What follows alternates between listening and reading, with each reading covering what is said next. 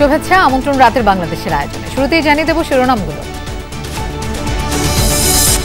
জাতিসংঘে মিয়ানমারের রোহিঙ্গা ও সংখ্যালঘু পরিস্থিতি নিয়ে চলছে সম্মেলন। প্রত্যাবাসন নিশ্চিতে মিয়ানমারকে চাপ দিতে আন্তর্জাতিক সম্প্রদায়কে আহ্বান প্রধান উপদেষ্টার। National funding faces alarming shortfalls. Rohingya crisis originated in Myanmar. Its solution lies in Myanmar.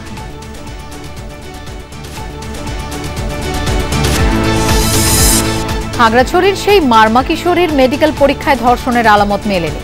Gynaecologist সহ 3 চিকিৎসকের পরীক্ষার সবগুলো সূচকই স্বাভাবিক। ফ্যাসিস্টরা খাগড়াছড়িকে অশান্ত করার চেষ্টা করছে মন্তব্য স্বরাষ্ট্র উপদেষ্টার। নির্বাচনের আগে পার্বত্য অঞ্চল অস্থির করার পরিকল্পনা ইউপিডিএফ-এর, বলছে সেনাবাহিনী।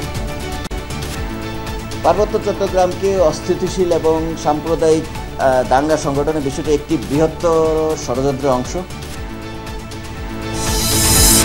দেশের মানুষ এখন নির্বাচনমুখী, বললেন সালাউদ্দিন আহমদ। যারা ভোট বাধাগ্রস্ত করতে চায় তাদের চিহ্নিত করবে জনগণ। সকল জনগণ এখন নির্বাচনমুখী।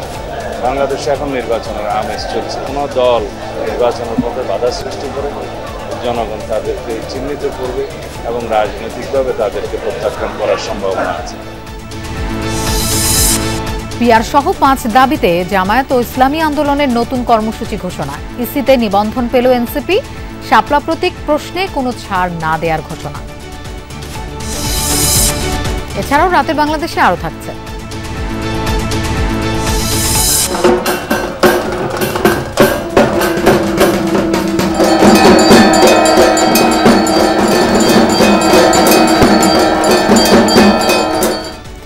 মহাষ্টমীতে দিনভর নানা আয়োজন। মহা আরম্ভে কুমারী পূজার পর সন্ধি পূজা আর সন্ধ্যার আরতিতে মেতেছিলেন ভক্তরা। মায়ের কাছে প্রার্থনা করা হয় যে আমাদের যেন মুক্তি আসে, আমাদের অশান্তিগুলো যেন দূর হয়ে যায়। হুট করে আসা হয়েছে, বাট হ্যাঁ, আসার পরে ভালো লাগছে।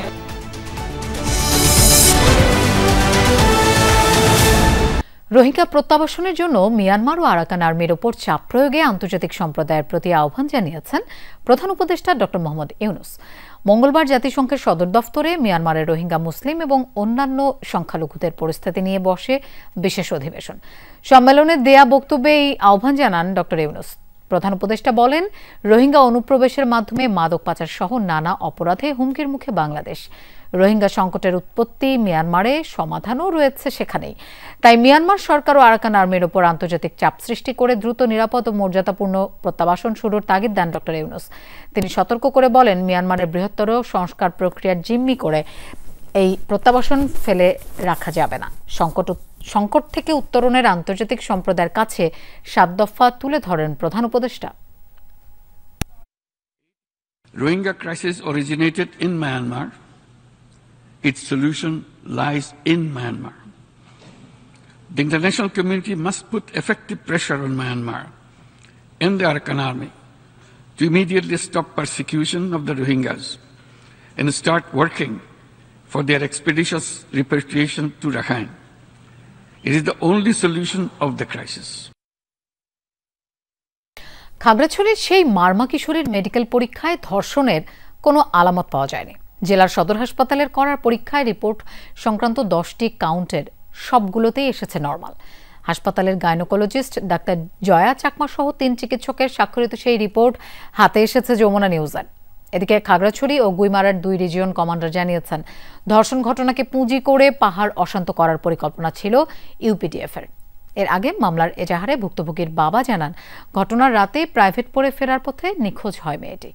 পরে অচেতন অবস্থায় একটি ক্ষেত থেকে উদ্ধার করা হয়, তাকে পাঠানো হয় সদর হাসপাতালে। খাগড়াছড়ি থেকে আরো জানাচ্ছেন সহকর্মী রিয়াজ রায়হান, আর ক্যামেরায় ছিলেন জিহাদ ইসলাম। এক মারমা কিশোরীকে ধর্ষণের অভিযোগকে কেন্দ্র করে আন্দোলন, সড়ক অবরোধ। প্রশাসনের জারি করা 144 ধারার মধ্যেই ব্যাপক গোলাগুলি ও সংঘর্ষ। প্রাণ যায় 3 জনের। হামলা হয় সেনাবাহিনীর গাড়িতে, আহত হন সেনা কর্মকর্তা, বিজিবি সদস্য সহ পাহাড়ি ও বাঙালিরা। ভুক্তভোগী সেই কিশোরীরই তাৎক্ষণিক মেডিকেল পরীক্ষা হয় জেলার সদর হাসপাতালে গাইনোকোলজিস্ট ডাক্তার জয়া চাকমার নেতৃত্বে। কি এসেছে সেই মেডিকেল রিপোর্টে? 3 পৃষ্ঠার রিপোর্টের ধর্ষণের লক্ষণ পাওয়া যায় এমন 10টি কাউন্টের কোনোটিতেই মেলেনি আলামত। সবগুলোই নরমাল। শরীরের ভেতর বাহির কোথাও ধর্ষণের চিহ্ন পায়নি 3 সদস্যের চিকিৎসক দল।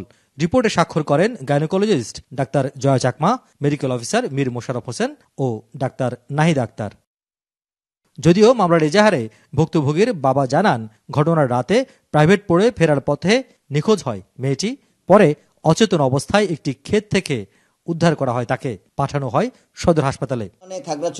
এদিকে খাগড়াছড়ির ঘটনাকে বিচ্ছিন্ন নয়, বরং দীর্ঘমেয়াদী পরিকল্পনার অংশ বলে মনে করছে সেনাবাহিনী। বুধবার পৃথকভাবে গণমাধ্যমের সঙ্গে আলাপকালে এই কথা বলেন খাগড়াছড়ি ও গুইমারা রিজিয়ন কমান্ডার।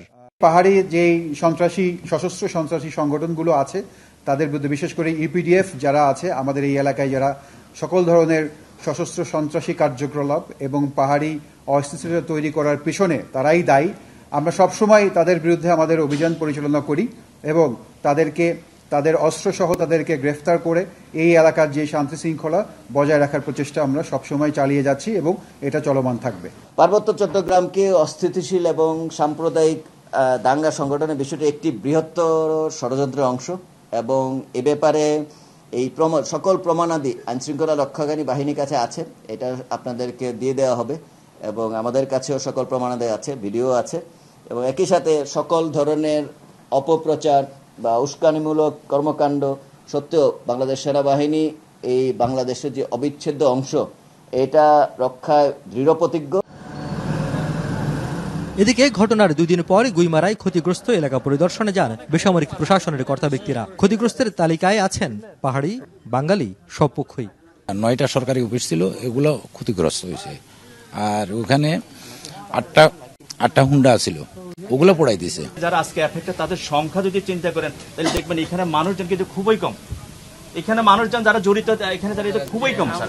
আমরা কিন্তু আসলে এখানে নিরুপায় স্যার। আমাদের দোকানদারও এখানে সবাই দোকানদারি করে, এখানে কোনো রাজনীতি ভাবে কোনো জড়িত নাই এখানে, এটাই। আর যারা চাকরিজীবী আছে এরাও তো চাকরি করতেছে এখানে, তাহলে আমরা ভুক্তভোগী হবো কেন আমরা? পুলিশ সুপার জানান, 2 ঘটনায় মামলার প্রস্তুতি চলছে। ক্ষতিগ্রস্তরা মামলা না করলে মামলা করবে পুলিশ। যে অবস্থা ছিল সেটা ডিসপাস করার জন্য আমাদের কিছু সাউন্ড গ্রেনেড, অন্যান্য ফায়ার আছে, সেগুলো নিয়ে আমাদেরও মামলা হবে। পাশাপাশি যারা ক্ষতিগ্রস্ত তারা মামলা করলে আমরা মামলা নেব। জেলা প্রশাসক জানান, খাগড়াছড়ি সদর ও গুইমারার ঘটনা তদন্তে 5 সদস্যের কমিটি গঠন করা হয়েছে। 144 ধারা যদি আমরা প্রত্যাহার করতে চাই তাহলে কিন্তু এর সাথে অবরোধটাও কিন্তু সম্পর্কিত। আমি তাদের সাথে আলোচনা করেছি যে আপনাদের অবরোধ প্রত্যাহারের সাথে সাথে পরিস্থিতি স্বাভাবিক হলে আমরা কিন্তু খুব দ্রুত 144 ধারা তুলে নেওয়ার বিষয়টি বিবেচনা করব। গেল কদিনের উত্তেজনার পরে পরিস্থিতি ধীরে ধীরে স্বাভাবিক হতে শুরু করেছে। তবে অবরোধ প্রত্যাহার না করায় এখনো বহাল আছে 144 ধারা। রিয়াজ রায়হান, যমুনা নিউজ, খাগড়াছড়ি। ফ্যাসিস্টরা খাগড়াছড়িকে অশান্ত করার চেষ্টা করেছে, সরকার এদের বিরুদ্ধে কঠোর ব্যবস্থা নেবে, এমন মন্তব্য করে স্বরাষ্ট্র উপদেষ্টা সাংবাদিকদের জানান, পাহাড় এখন শান্ত আছে। আর 5 আগস্টের পর খোয়া যাওয়া অস্ত্র পাহাড়ে ব্যবহার হচ্ছে কিনা তা নিয়ে শঙ্কা জানিয়েছেন আইজিপি। র্যাব মহাপরিচালকের মতেও লুট হওয়া অস্ত্র উদ্ধার না হওয়া নিরাপত্তার জন্য চ্যালেঞ্জ। সচিবালয়ে খাগড়াছড়ি ইস্যু নিয়ে বৈঠক শেষে সাংবাদিকদের সাথে কথা বলেন স্বরাষ্ট্র উপদেষ্টা অবসরপ্রাপ্ত লেফটেন্যান্ট জেনারেল মোহাম্মদ জাহাঙ্গীর আলম চৌধুরী। এ সময় তিনি জানান, দুর্গোৎসব ভালোভাবে উদযাপন ঠেকাতেই খাগড়াছড়ি অশান্ত করার চেষ্টা করছে ফ্যাসিস্টরা। তাদের বিরুদ্ধে কঠোর ব্যবস্থা নেওয়া হবে। এখন পাহাড়ের অবস্থা শান্ত, এখন মোটামুটি কোনো সমস্যা নেই। এই জিনিসটা করছিল যেন হিন্দুরা ভালোভাবে তাদের পূজাটা যেন উদযাপন করতে না পারে। এই পূজাটা হলো একটা ধর্মীয় অনুষ্ঠান এবং এটার একটা ভাব গম্ভীর্যের সাথে করার কথা এবং তাকে তারা যেন এটা যেন ভালোভাবে না করতে পারে, এইটাও ছিল কিছু কিছু লোকের উদ্দেশ্য। পুলিশের সদর দপ্তরে সংবাদ সম্মেলনে আইজিপি বলেন, পুলিশের খোয়া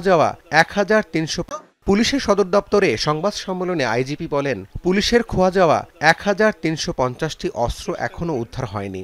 এসব অস্ত্র পার্বত্য অঞ্চল এবং আরসা সহ নানা দুষ্কৃতিকারীর কাছে গেছে বলে ধারণা তার। বলেন, আসন্ন নির্বাচনে পুলিশের সবচেয়ে বড় চ্যালেঞ্জ সুষ্ঠু নির্বাচনের সক্ষমতা অর্জন ও ফ্যাসিস্টদের মোকাবেলা করা।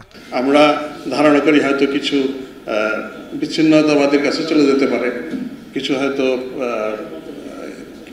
পাহাড়িদের কাছে চলে যেতে পারে, কিছু হয়তো এই যে আরসা কিংবা ওদের কাছে চলে যেতে পারে, এগুলো সবই আমাদের সন্দেহ। আমরা মনে করি আমরা পারবো, we are very much capable, এতে আমার কোনো সন্দেহ নাই। আগে একটা বলেছি, আমরা সবাই ফেরেশতা না, ত্রুটি বিচ্যুতি অনেকেরই থাকতে পারে। তো in the process of this training আমরা 1,50,000 actually why are we training, এইরকম বিপুল সংখ্যায় পুলিশের প্রশিক্ষণ একই সাথে, ইট নেভার এভার হ্যাপেন্ড। র্যাবের মিডিয়া সেন্টারে কথা বলেন বাহিনীটির মহাপরিচালক। দাবি করেন পাহাড়ে তুচ্ছ ঘটনাকে বড় রূপ দেওয়ার চেষ্টা চলছে। লুট হওয়া অস্ত্র বাইরে থাকা নিরাপত্তার জন্য চ্যালেঞ্জ বলেও মনে করেন তিনি। নির্বাচনকে সামনে রেখে আমরা প্রথমত আইন শৃঙ্খলা পরিস্থিতি আরও ভালো করার জন্য আমরা কাজ করে যাচ্ছি। আমরা অবৈধ অস্ত্র উদ্ধারের যে অভিযান আমাদের জোরদার আছে, আমরা মাদক অভিযান এটাও পরিচালনা করছি। আমরা যারা দুষ্কৃতকারী সন্ত্রাসী, যারা ওয়ারেন্টের আসামি বা যারা নির্বাচন ভণ্ডুল করতে চায়, এই রকম অপরাধে যারা অপরাধী তাদেরকে আমরা গ্রেপ্তার করে আইনের আওতায় আনার আমরা চেষ্টা করে যাচ্ছি। আইন শৃঙ্খলা পরিস্থিতি নিয়ন্ত্রণে রাখতে নিরাপত্তা বাহিনী সর্বোচ্চ চেষ্টা করে যাচ্ছে বলেও আশ্বস্ত করেন তারা। 30,000। রাব্বি সিদ্দিকী, যমুনা নিউজ, ঢাকা। জনগণ নির্বাচনমুখী, কিন্তু নির্বাচন ঘিরে ষড়যন্ত্র দৃশ্যমান বলে অভিযোগ করেছেন বিএনপির স্থায়ী কমিটির সদস্য সালাউদ্দিন আহমেদ। তিনি বলেন, দেশি বিদেশি যে কোনো ষড়যন্ত্র প্রতিহত করবে জনগণ। জিয়া উদ্যানে ওলামা দলের এক কর্মসূচিতে তিনি বলেন, ধর্মের ভিত্তিতে রাজনীতিতে বিভাজন চায় না বিএনপি। বিএনপির অন্যতম সহযোগী সংগঠন জাতীয়তাবাদী ওলামা দল আলেমদের নিয়ে দলের প্রতিষ্ঠাতা প্রয়াত রাষ্ট্রপতি জিয়াউর রহমান 1979 সালে 30 সেপ্টেম্বর এই দল প্রতিষ্ঠা করেন। ওলামা দলের প্রতিষ্ঠাবার্ষিকী উপলক্ষে সকালে শেরেবাংলা নগরের জিয়া উদ্যানে নেতাকর্মীদের নিয়ে জিয়াউর রহমানের সমাধিতে শ্রদ্ধা জানান বিএনপি স্থায়ী কমিটির সদস্য সালাউদ্দিন আহমদ। দোয়া ও মোনাজাত শেষে মুখোমুখি হন গণমাধ্যমের। আমরা ধর্মের ভিত্তিতে রাজনীতিতে কোনো বিভাজন চাইনি, চাই না, করব। বিএনপির এই নেতা সব রাজনৈতিক দলকে বিভক্তি দূর করার আহ্বান জানান। বলেন, কোনো দল নির্বাচনী যাত্রায় বাধা সৃষ্টি করতে চাইলে জনগণ তাদের রাজনৈতিকভাবে প্রত্যাখ্যান করবে। বাংলাদেশের সকল জনগণ এখন নির্বাচনমুখী। বাংলাদেশে এখন নির্বাচনের আমেজ চলছে। গণতান্ত্রিক উত্তরণের এই যে প্রক্রিয়া, তাতে বাধা সৃষ্টি করার জন্য কেউ কেউ ষড়যন্ত্র করছে, সেটা দৃশ্যমান। এই অবস্থায় কোনো দল যদি বিভ্রান্তি সৃষ্টি করে, নির্বাচনের পথে বাধা সৃষ্টি করে, জনগণ তাদেরকে চিহ্নিত করবে এবং রাজনৈতিকভাবে তাদেরকে প্রত্যাখ্যান করার সম্ভাবনা আছে। সালাউদ্দিন জানান, নির্বাচনকে বাধাগ্রস্ত করতে ষড়যন্ত্র হচ্ছে দেশে। পিআর পদ্ধতির সমালোচনাও করেন তিনি। আমরা পিআর মানে মনে করি পাবলিক রিলেশন, আমরা পিআর মানে মনে করি জনসংযোগ। এখন সবাই জনসংযোগে আছে, সেই পিআরে আমরা বিশ্বাস করি। যারা প্রপোর্শনাল রিপ্রেজেন্টেশন মানে পার্মানেন্ট রেস্টলেসনেস প্রতিষ্ঠা করতে চায়, তারা সফল হবে না। গণ অভ্যুত্থান পরবর্তী পরিস্থিতিতে বাংলাদেশের জনগণ সংকল্পবদ্ধ। এদেশের গণতন্ত্র উত্তরণের পথে যারাই বাধা সৃষ্টি করবে এবং কোনো রকমের ষড়যন্ত্র করবে, সে দেশি হোক বিদেশি হোক, তাদেরকে তারা প্রতিহত করবে। এদিকে সকালে শারদীয় দুর্গাপুজো উপলক্ষে ঢাকা বিশ্ববিদ্যালয় জগন্নাথ হল পূজামণ্ডপ পরিদর্শনে যান বিএনপির সিনিয়র যুগ্ম মহাসচিব রিজভী আহমেদ। বলেন, বাংলাদেশকে কখনো কারো উপনিবেশ বানাতে দেওয়া হবে না। এদেশে যারা পরাজিত শক্তি, তাদের অনেক টাকা পয়সা এখনো দেশের মধ্যে আছে, অনেক টাকা তারা পাচার করে নিয়ে গেছে। সেই টাকাগুলো খরচ হচ্ছে বাংলাদেশে নানাভাবে নাশকতামূলক কাজ, নানাভাবে তারা অন্তর্ঘাত তৈরি করার চেষ্টা করছে। সাইফুদ্দিন রবিন, যমুনা নিউজ, ঢাকা। পিআর সহ 5 দফা দাবিতে দ্বিতীয় ধাপের কর্মসূচি ঘোষণা করেছে জামায়াত ও ইসলামী আন্দোলন। জামায়াতের সেক্রেটারি জেনারেল বলেন, 5 দফা দাবি মানার পরই জুলাই সনদের ভিত্তিতে নির্বাচন হতে হবে। আলাদা ব্রিফিংয়ে ইসলামী আন্দোলনের মুখপাত্র গাজী আতাউর রহমান বলেন, অন্তর্বর্তী সরকার যুক্তরাষ্ট্র সফরে মাত্র 3টি দলের প্রতিনিধি নিয়ে বৈষম্যমূলক আচরণ করেছে। 2024 সালের জুলাই আগস্টের সফল জুলাই সনদের ভিত্তিতে ফেব্রুয়ারিতে নির্বাচন সহ 5 দফা দাবিতে আন্দোলনের দ্বিতীয় ধাপের কর্মসূচি ঘোষণা করেছে জামাত। সংবাদ সম্মেলন করে দলের সেক্রেটারি জেনারেল মিয়া গোলাম পরোয়ার বলেন, জনগণের দাবি বাস্তবায়নে সরকার পদক্ষেপ নিচ্ছে না। তিনি বলেন, 5 দফা দাবি মেনেই হতে হবে নির্বাচন। সরকারের উচিত অবিলম্বে জনগণের 5 দফা মেনে নিয়ে জুলাই জাতীয় সনদের ভিত্তিতে আগামী ফেব্রুয়ারিতে ত্রয়োদশ জাতীয় সংসদ নির্বাচনের আয়োজন করা। সরকার যদি জনগণের যৌক্তিক দাবি উপেক্ষা করে এবং বিদ্যমান সমস্যার দ্রুত সমাধান না করে, তাহলে দেশের জনগণ তাদের ন্যায্য দাবি আদায়ের জন্য রাজপথে আন্দোলন অব্যাহত রাখতে বাধ্য হবে। সেক্রেটারি জেনারেল এ সময় দলের নতুন লোগো প্রসঙ্গে বলেন, এটি পরীক্ষামূলক। যেগুলোকে আমরা একটু প্রস্তুত করছিলাম এক্সপেরিমেন্টাল ভাবে, পরীক্ষামূলকভাবে, ওই লোগোটা ওই দিন মেহমানরা এসেছিলেন, জাস্ট ডেকোরেশনের সময়টাকে একটু সেট করে দেওয়া হয়েছে। That is not final logo. July সনদের আইনি ভিত্তি সহ 5 দফা দাবিতে দ্বিতীয় ধাপের কর্মসূচি ঘোষণা করেছে ইসলামী আন্দোলনও। দলের মুখপাত্র বলেন, যুক্তরাষ্ট্র সফরে সরকার 3টি রাজনৈতিক দলের প্রতিনিধি নেয়া বৈষম্যমূলক। সরকার 3টা রাজনৈতিক দলের 6 জন প্রতিনিধিকে নিল, এটা কোন বিবেচনায়? এখানে তো শুধু 3টা রাজনৈতিক দল নির্বাচন করবে না, অন্যান্য রাজনৈতিক দল নির্বাচন করবে। অতএব সরকার নিজের থেকেই 3টা রাজনৈতিক দলকে প্রায়োরিটি দিয়েছে। এটার বার্তা তো জনগণের মধ্যে, প্রশাসনের সব জায়গায় চলে গেছে। জামাত ও ইসলামী আন্দোলন 1 অক্টোবর থেকে 9 অক্টোবর গণসংযোগের ঘোষণা দিয়েছে। 10 অক্টোবর দেশ জুড়ে গণমিছিল এবং 12 অক্টোবর জেলা প্রশাসকের কাছে স্মারকলিপি দেবে দল দুটি। আপনারা মাঠে যান, কাজ করেন। শামীম রেজা, যমুনা নিউজ, ঢাকা। জাতীয় নাগরিক পার্টি ও বাংলাদেশ জাতীয় লীগ, এই দুই দল সব শর্ত পূরণ করায় পাচ্ছে রাজনৈতিক দলের নিবন্ধন। ইসির তফসিলে এনসিপির প্রত্যাশিত প্রতীক না থাকায় এই ব্যাপারে দলটিকে চিঠি দেওয়া হবে, এমন তথ্য জানিয়েছেন কমিশনের সিনিয়র সচিব আখতার আহমদ। তিনি আরও জানান, 12 দলের বিষয়ে আরও অনুসন্ধান করা হবে, আর যথেষ্ট তথ্য প্রমাণ না থাকায় বাদ পড়েছে 7 দলের আবেদন। ত্রয়োদশ জাতীয় সংসদ নির্বাচন সামনে রেখে দল নিবন্ধনের আবেদন আহ্বান করে নির্বাচন কমিশন। এতে সাড়া দিয়ে 143টি নতুন দল নিবন্ধন চেয়ে আবেদন করে। প্রাথমিক যাচাই বাছাইয়ে উত্তীর্ণ হয় 22টি। আবেদনের শর্ত পূরণ করায় নিবন্ধন পেতে যাচ্ছে জাতীয় নাগরিক পার্টি ও বাংলাদেশ জাতীয় লীগ। দল দুটির বিষয়ে দাবি আপত্তি জানাতে গণবিজ্ঞপ্তি জারি করবে ইসি। জাতীয় নাগরিক পার্টির প্রতীক নিয়ে একটা বিষয় অনিষ্পন্ন আছে, যে ওনারা যে প্রতীকটা চেয়েছেন সে প্রতীকটা আমাদের প্রতীক সংক্রান্ত যে বিধিমালার তফসিল নেই, এবং না থাকার কারণে আমরা ওনাদের কাছে একটা প্রতীক নিশ্চিত করার জন্য আমরা একটা চিঠি দিব। সেই চিঠিটা পাওয়ার পরে ওনাদের যে প্রতীকটা আমাদেরকে বলবেন, সেই প্রতীক উল্লেখ করে আমরা তাদের নামে বিজ্ঞপ্তিটা দিব। ইসি সচিব জানান, বাংলাদেশ নেজামে ইসলাম পার্টির পক্ষে আদালতের রায় আছে, তাই দলটি নিবন্ধনযোগ্য। বাংলাদেশ আমজনগণ পার্টি, জাতীয় জনতা পার্টি ও জাতীয় সমাজতান্ত্রিক দল সহ 12 দলের বিষয়ে আরও অনুসন্ধান করবে ইসি। 9টা দলের বিষয়ে আমরা আরও তথ্যানুসন্ধান করব। তাহলে তথ্যানুসন্ধানের সংখ্যা দাঁড়ালো 9 আর 2, 9 আর 3, 12টা। এদিকে 7 দলের যথেষ্ট তথ্য প্রমাণ না থাকায় আবেদন নামঞ্জুর করেছে কমিশন। যে তথ্যটা একটা দলের জন্য সত্যি, আরেকটা দলের জন্য দেখা যাচ্ছে সেটা অপ্রাসঙ্গিক। আইন অনুযায়ী নিবন্ধন পেতে ইচ্ছুক দলের একটি কেন্দ্রীয় কমিটি, 1/3 জেলা ও 100টি উপজেলা কমিটি এবং প্রতি কমিটিতে 200 ভোটারের সমর্থনের প্রমাণ থাকতে হয়। অনেক ধন্যবাদ। আসসালামু আলাইকুম। তানফির মৌসুম, যমুনা নিউজ, ঢাকা। শাপলা প্রতীক প্রশ্নে কোনো ছাড় দেবে না এনসিপি। ইসি এখানে স্বৈরাচারী ও বৈষম্যমূলক আচরণ করেছে, এমন মন্তব্য করে এনসিপির মুখ্য সমন্বয়ক নাসিরউদ্দিন পাটোয়ারি হুঁশিয়ার করেছেন, এর ব্যাখ্যা দিয়েই যেতে হবে কমিশনকে। রাতে রাজধানীর বাংলা মোটরে রাজনৈতিক দল হিসেবে নিবন্ধন ও প্রতীক ইস্যুতে সংবাদ সম্মেলন করে এনসিপি। এ সময় প্রাথমিক শর্তাবলী পূরণ করে এনসিপি নিবন্ধন পেতে যাওয়ায় নেতাকর্মীদের শুভেচ্ছা ও কমিশনকে ধন্যবাদ জানান নাসিরউদ্দিন পাটোয়ারি। তিনি বলেন, বিএনপির অনেক নেতৃবৃন্দ ভারতের পক্ষে কথা বলছে, দলটির জনগণের কাতারে আসা উচিত বলে মন্তব্য করেন এনসিপি নেতা। গণ অধিকার পরিষদ ও এনসিপির একীভূত প্রসঙ্গে তিনি বলেন, তাদের এক হওয়ার সুযোগ নেই। এনসিপিতে যারাই আসবেন তাদের সদস্য ফর্ম পূরণ করে আসতে হবে, নির্বাচনে দাঁড়াতে হবে এনসিপির হয়েই।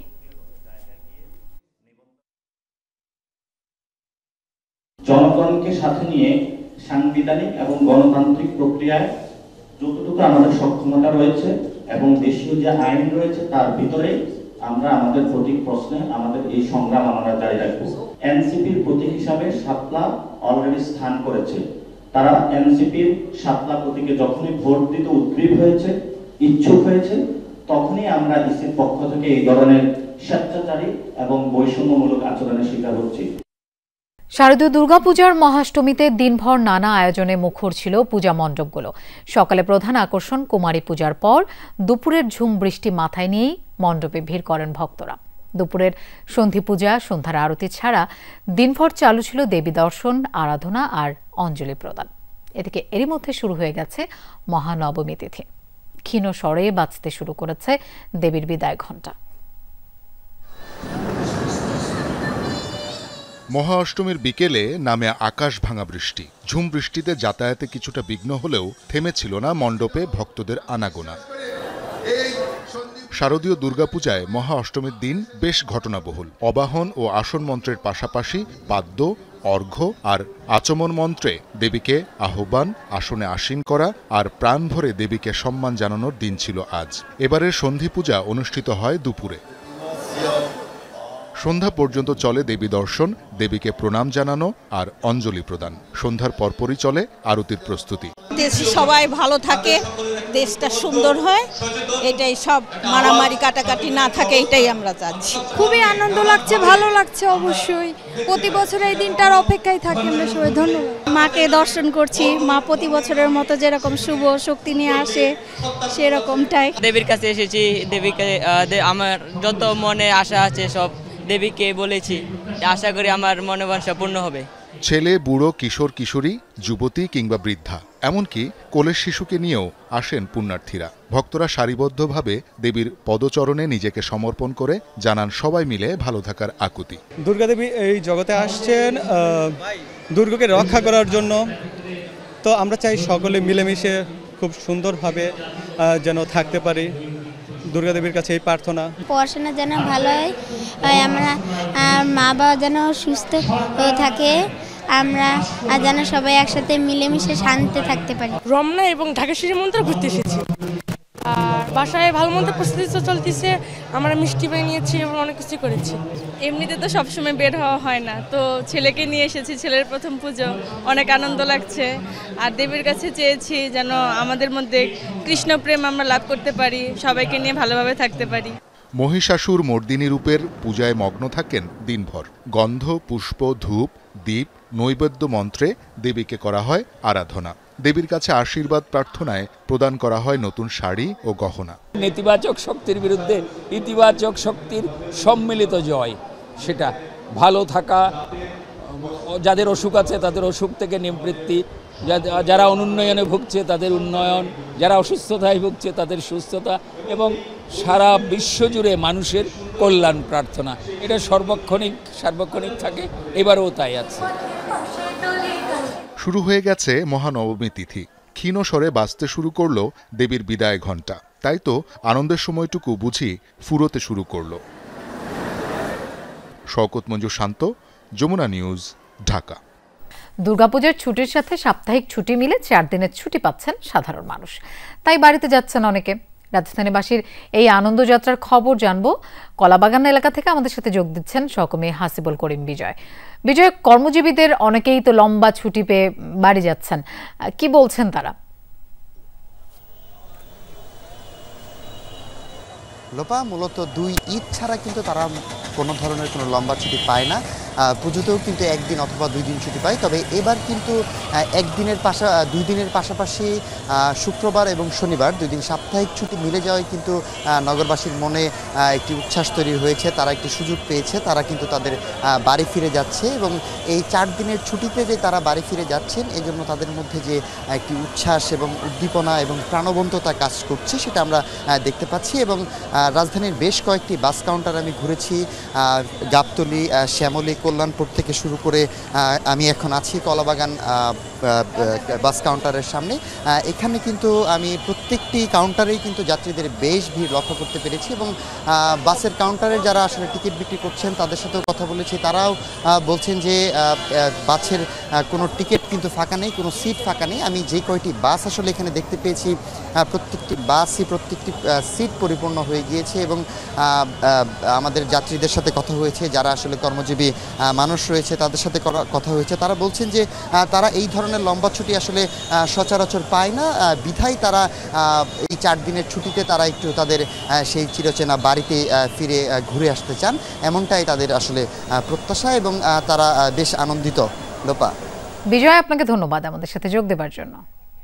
আওয়ামী লীগের দীর্ঘ শাসন আমলে হত্যা গুমের মূল উদ্দেশ্য ছিল ক্ষমতায় টিকে থাকা। আন্তর্জাতিক অপরাধ ট্রাইব্যুনালে শেখ হাসিনার মামলার তদন্ত কর্মকর্তা দিলেন এমন সাক্ষ্য। তিনি বলেন, জুলাই অভ্যুত্থানে অন্তত 43 জেলায় সংঘটিত হয় হত্যাকাণ্ড আর 50টিরও বেশি জেলায় ব্যবহৃত হয় মারণাস্ত্র। এদিকে আন্দোলনের প্রথম শহীদ আবু সাইদ হত্যা মামলার সাক্ষ্য গ্রহণ পিছিয়েছে সাক্ষীর অসুস্থতার কারণে। নতুন তারিখ ধার্য হয়েছে আগামী সোমবার। ক্ষমতা আঁকড়ে থাকার চেষ্টায় বৈষম্য বিরোধী ছাত্র আন্দোলনে ছাত্র জনতার মুখোমুখি দাঁড় করানো হয়েছিল আইনশৃঙ্খলা বাহিনী ও আওয়ামী লীগ, ছাত্রলীগ, যুবলীগ সহ দলটির বিভিন্ন অঙ্গ সংগঠনের ক্যাডারদের। আর তাদের সম্মিলিত নৃশংসতায় 3 সপ্তাহের আন্দোলনে শহীদ হয় প্রায় 1400 ছাত্র জনতা, আহতের সংখ্যা প্রায় 25,000। মঙ্গলবার ট্রাইব্যুনালে দেয়া জবানবন্দিতে শেখ হাসিনার মামলার 54তম ও সর্বশেষ সাক্ষী তুলে ধরেন জুলাই অভ্যুত্থানকালীন নৃশংসতা। এদিনও সাক্ষ্য গ্রহণ সরাসরি সম্প্রচার করা হয় বিটিভি ও ট্রাইব্যুনালের ফেসবুক পেজে। দেখানো হয় পুলিশের নৃশংসতা ও বর্বরতার তথ্যচিত্র। সাক্ষী মোহাম্মদ আলমগীর বলেন, জুলাই আন্দোলন ও আওয়ামী লীগের 15 বছরের শাসনামলে হত্যা, গুম, খুন ও নির্যাতনের মূল উদ্দেশ্য ছিল ক্ষমতায় টিকে থাকা।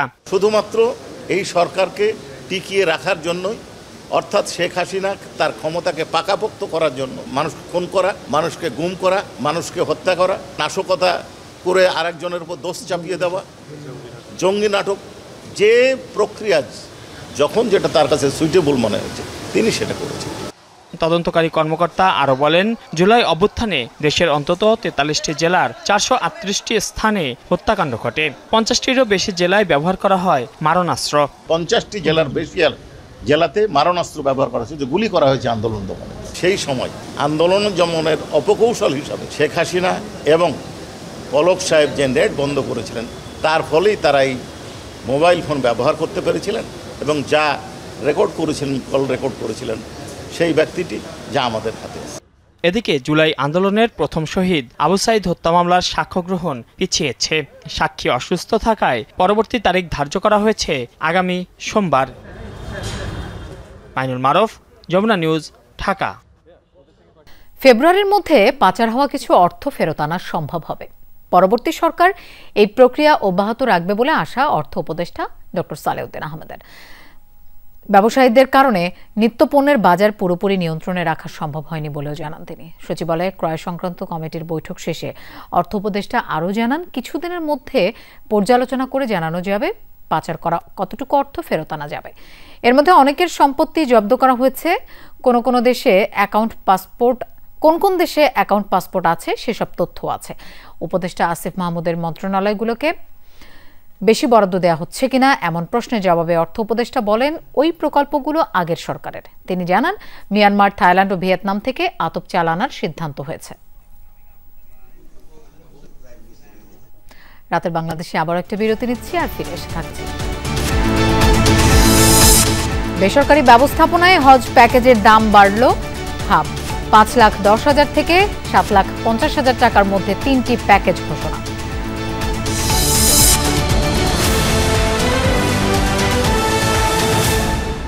বিএনপি চেয়ারপারসন খালেদা জিয়ার সাথে সৌজন্য সাক্ষাৎ করেছেন ঢাকায় নিযুক্ত ফিলিস্তিন রাষ্ট্রদূত ইউসুফ এস ওয়াই রামাদান। রাত 8টায় গুলশানে বিএনপি চেয়ারপারসনের বাসভবন ফিরোজায় যান ফিলিস্তিনের রাষ্ট্রদূত। এ সময় বিএনপি চেয়ারপারসনের স্বাস্থ্যের খোঁজ খবর নেন তিনি। খালেদা জিয়া ফিলিস্তিনে ইসরায়েলি আগ্রাসনের তীব্র নিন্দা জানান। গাজাবাসী সহ ক্ষতিগ্রস্ত জনপদের মানুষের প্রতি সহমর্মিতা ও সংহতি প্রকাশ করেন তিনি। ফিলিস্তিনের পাশে থাকার জন্য বিএনপি চেয়ারপারসনের প্রতি কৃতজ্ঞতা প্রকাশ করেন রাষ্ট্রদূত ইউসুফ এস ওয়াই রামাদান। এ সময় উপস্থিত ছিলেন বিএনপি চেয়ারপারসনের উপদেষ্টা কাউন্সিলের সদস্য ডক্টর এনামুল হক চৌধুরী। আগামী বছরের জন্য বেসরকারি ব্যবস্থাপনায় হজের 3টি প্যাকেজ ঘোষণা করেছে Hajj agencies association of Bangladesh HAAB. গতবারের চেয়ে দাম বেড়েছে এসব প্যাকেজের। সকালে রাজধানীর বিজয়নগরে সংবাদ সম্মেলনে প্যাকেজ ঘোষণা করেন হাবের মহাসচিব ফরিদ আহমেদ মজুমদার।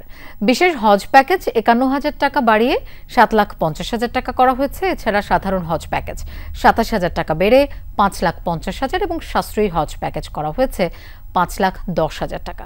প্যাকেজের মধ্যে হজ যাত্রীদের খাওয়া ও কোরবানি সহ খরচ ধরা হয়েছে। সরকারি ব্যবস্থাপনায় হজ যাত্রীদের খাবার খরচ প্যাকেজের বাইরে থাকলেও বেসরকারি ব্যবস্থাপনায় উন্নত সার্ভিসের জন্য সেটি প্যাকেজের অন্তর্ভুক্ত বলে দাবি হাব মহাসচিবের। পাকিস্তানের বেলুচিস্তানে আধা সামরিক বাহিনীর সদর দফতরের সামনে আত্মঘাতী গাড়ি বোমা হামলায় অন্তত ১০ জন নিহত হয়েছেন। মঙ্গলবারের ওই হামলায় আহত হন আরও ৩১ জন। প্রাদেশিক রাজধানী কোয়েটায় অবস্থিত ফ্রন্টিয়ার কর্পসের আঞ্চলিক সদর দফতরের সামনে ওই হামলা হয়। কর্তৃপক্ষ জানায় বিস্ফোরণের পরপরই ভারী গোলাগুলি হয়। নিহতদের মধ্যে নিরাপত্তা বাহিনীর ২ সদস্য রয়েছে বলে জানানো হয়। এরপরই সতর্কতা জারি করা হয় পুরো এলাকায়। চলে তল্লাশি অভিযান। এদিকে হামলা তেহরিকি তালেবান পাকিস্তান জড়িত বলে ধারণা করা হচ্ছে।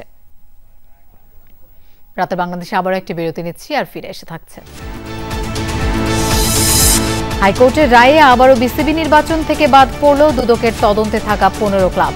কাল চূড়ান্ত প্রার্থী তালিকা নিয়ে নানা নাটকীয়তার গুঞ্জন।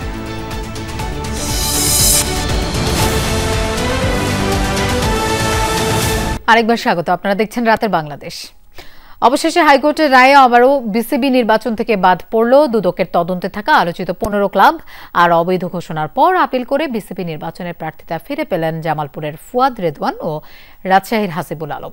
গুঞ্জন আছে বুধবার মনোনয়নপত্র প্রত্যাহার আর চূড়ান্ত প্রার্থী তালিকা নিয়ে ঘটতে পারে আরও অনেক নাটকীয়তা। স্বাক্ষর সংক্রান্ত সমস্যায় ৩ জনের মনোনয়ন বাতিল বলে ঘোষণা করে নির্বাচন কমিশন, যার প্রেক্ষিতে মঙ্গলবার সেই রায় চ্যালেঞ্জ করে আপিল করেন জামালপুরের আব্দুল্লাহ আল ফুয়াদ রেদওয়ান ও রাজশাহী বিভাগীয় ক্রীড়া সংস্থার হাসিবুল আলম। যদিও আসেননি মনোনয়ন বাতিল হওয়া চাঁদপুরের শওকত হোসেনের পক্ষ। সেই আপিলের প্রেক্ষিতে নির্ধারিত সময় পর সন্ধ্যায় সিদ্ধান্ত জানায় নির্বাচন কমিশন, যেখানে বাতিল হওয়া ৩টি মনোনয়নপত্রের ২টিকে বৈধ ঘোষণা করে কমিশন, যারা হলেন জামালপুরের ফুয়াদ রেদওয়ান ও রাজশাহীর হাসিবুল আলম। এস.এম. আব্দুল্লাহ আল ফুয়াদ রেদওয়ান ওনারটা মঞ্জুর হয়েছে, কারণ উনি যে প্রপোজার সেকেন্ডার এনেছিলেন, যদিও ওখানে উনি 2 রকমের সই করেছে, কিন্তু আমরা ওনার সই যাচাই করেছি, নিজে সই নিয়েছি সাদা কাগজের উপরে। আমরা সন্তুষ্ট হয়েছি যে 2টার সই ওনার, উনি ফিজিক্যালি এসেছেন, ওনার সই প্রমাণ করে গেছেন, এজন্য ওইটা আমরা বৈধ ঘোষণা করেছি। রাজশাহীর ওনারটা আমরা মঞ্জুর করেছি, কারণ ওখানেও আমরা সিগনেচারের বৈধতা পেয়েছি, উনিও 2টা সিগনেচার ব্যবহার করতেন। এদিকে আবারও বাতিল হয়েছে দুদকের তদন্তে থাকা আলোচিত ঢাকার 15টি ক্লাবের মনোনয়ন। এদিন সাবেক বিসিবি সভাপতি ও আসন্ন নির্বাচনে পরিচালক পদপ্রার্থী ফারুক আহমেদ এই ক্লাবগুলোর ভোটাধিকার বৈধতা চ্যালেঞ্জ করে হাইকোর্টে রিট করেন। এরপরই কোর্টের রায়ে বাতিল হয়ে যায় অভিযুক্ত ক্লাবগুলোর মনোনয়ন। বিসিবি নির্বাচন কমিশন বলছে সেই রায়ের চিঠি পেলে কোর্টের আদেশ অনুযায়ী নেওয়া হবে ব্যবস্থা। কোর্টের অর্ডার আমাদের কাছে আসতে হবে, আসলে আমরা ওই অনুযায়ী ব্যবস্থা নিব। যদি কোর্ট ওদের বাতিল করে থাকে তাহলে হয়তো বাতিলই করতে হবে। আদালতের অর্ডার যেই রকমই হোক আমরা সেইভাবেই ব্যবস্থা নিব। আমরা যেহেতু দেখিনি আমরা ওইটা কমেন্ট করব না, বাট আদালতের অর্ডার আমরা মানতে বাধ্য। আর নির্বাচন ঘিরে এই নাটকীয়তায় বাদ পড়তে যাচ্ছেন বর্তমান বোর্ড পরিচালক ইফতিকার রহমান মিঠু। বুধবার দেয়া হবে প্রার্থীদের চূড়ান্ত তালিকা। হাসান আল মারুফ, যমুনা স্পোর্টস, ঢাকা। দর্শক, এই ছিল রাতের বাংলাদেশের আয়োজনের। এতক্ষণ সাথে থাকার জন্য ধন্যবাদ সবাইকে।